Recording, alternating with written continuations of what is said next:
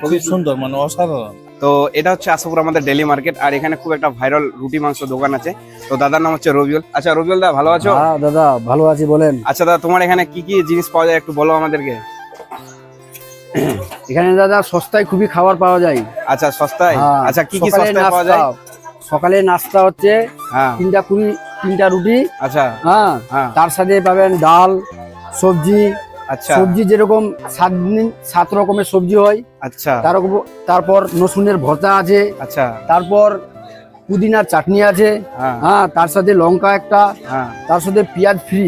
আচ্ছা, আর তার এগুলো সাথে 20 সাথে টাকায় এগুলো পেয়ে যাবেন। আচ্ছা। আচ্ছা রবিউল দা, তোমার দোকানের রুটি একটু দেখাও। এই দাদা দেখেন, 3টা রুটি। আচ্ছা, আর কি আছে?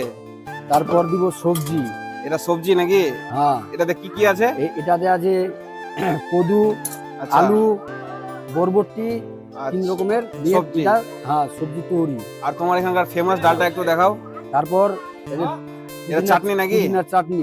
পুদিনা, তারপর দিলাম পেঁয়াজ। পেঁয়াজ। হ্যাঁ, এই দেখ, এটা কি ডাল? এক বাটি ডাল। যে দেখতে পাচ্ছ, এটা খুব সুন্দর ডাল। তো কত সেল দেখতে পাচ্ছ, এখন প্রায় শেষের দিকে ডাল দেখতে পাচ্ছ। একটু চিকেনটা দেখাও। হ্যাঁ দাদা, এই যে এটা ডাল, এই যে দেখতে পাচ্ছ এটা চিকেন। চিকেন কত পিস চিকেন, মানে এক পিসের দাম কত?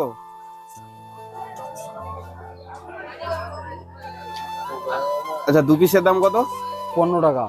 মাত্র 15 টাকা দিয়ে এই লাল লাল ঝাল ঝাল চিকেন কষা আর রুটির সাথে একদম জমে যাবে। আর এটা হচ্ছে রবিউল দা, আশাপুর, এটা আমাদের ডেলি মার্কেট দেখতে পাচ্ছ। এখানে অনেকজনই খাচ্ছে দেখতে পাচ্ছ। আর রবিউল দা কিন্তু খুব ব্যস্ত দেখতে পাচ্ছ, সবসময় কিন্তু এখানে লাগাতার রুটি ভাজা হয়।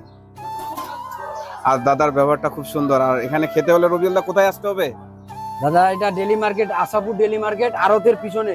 আড়তের পিছনে? হ্যাঁ। আচ্ছা ঠিক আছে। তো দেখতে পাচ্ছ যে জহুরুল দা যে খাচ্ছে, তো দাদার কাছ থেকে জেনে নেবো। দাদা, তুমি কি ডেলি খাও? ডেলি। আর এখানকার খাবারটা কেমন লাগে? ব্যাপক। আচ্ছা, এটা কি Assam daily market? Daily market আর এখানকার খাবারটা কি সত্যি খুব সুন্দর?